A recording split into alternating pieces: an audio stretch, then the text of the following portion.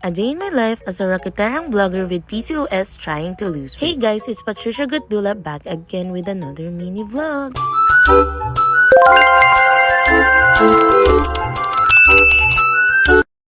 Hello guys, so welcome back to my mini vlog. So long time no post dahil sobrang busy ko na talaga. Ngayon sinimulan ko yung araw ko, dumiretso ako ng bangko. Pag uwi ko, inasikaso ko na yung anak ko dahil kami ay aalis. Pagkatapos niya maligo, syempre manang-mana yan sa akin. Maglilip tint pa. Arte. Kasi siya na rin yung namimili ng damit niya. Share ko lang na ang cute-cute ng batang to kasi ang random niya, nag-I love you siya. Nung nilolotionan ko siya, bigla-bigla lang siya nagsasabi na I love you mama. Wala lang, nakakataba lang ng puso. Nakakawala ng pagod. Hi Lord, thank you sa batang to. My stress reliever. Love na love ko yan. Walang pwedeng umaway dyan. Kung sino nga away dyan, sasapukin. Pagkatapos niya mag-pray, ako naman. So, eto ngayon pasalubong nila kuya. Thank you so much. Pagkatapos ko maligo, ayan, natuyo na kasi yung buhok niya. So, pwede ko na siyang ipitan. Mama, tali mo na ako, Elsa. Gusto ba niya Elsa pero ang end up ponytail na lang.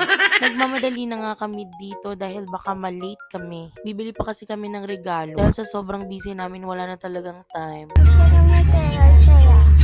Nagbali parking na nga kami dahil wala nang parking para double time na talaga. So sa mga panahon na to, pagod na tong batang to, nagpapakarga na siya kay Papa JJ niya. Hindi siya nakatulog sa kotse. So naglakad na kami papunta ng SM. Nagtingin muna kami ng crib para sa bagong parating naming pamangkin. Sabi talaga dito, tingin lang. Tingin lang talaga.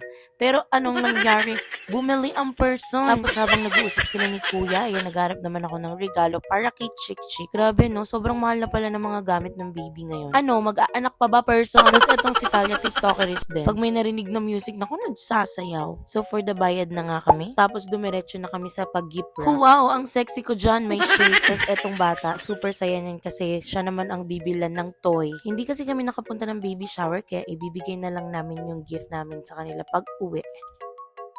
Ang cute talaga nitong anak ko, napaka-random. Ayun. Hindi ko alam kung nagsisip-sip lang to kasi bibilan ko siya ng toy.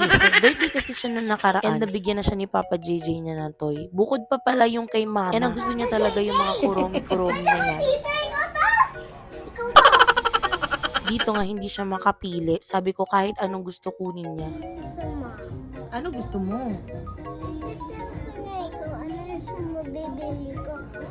Toy or painting? Kahit ano gusto mo. So dito ang napili niya, painting na lang instead of kuromi. Happy kid yarn. Pagkatapos nga niyan, dediretso na kami sa party. E nadaanan nga namin to. Soon dyan na rin ako magsha-shopping. Babalikan ko tong video na to pag nangyari na yun. Pagod na nga si Talia, kaya umidlip muna siya. And then nakarating na kami dito sa Jazz Mall.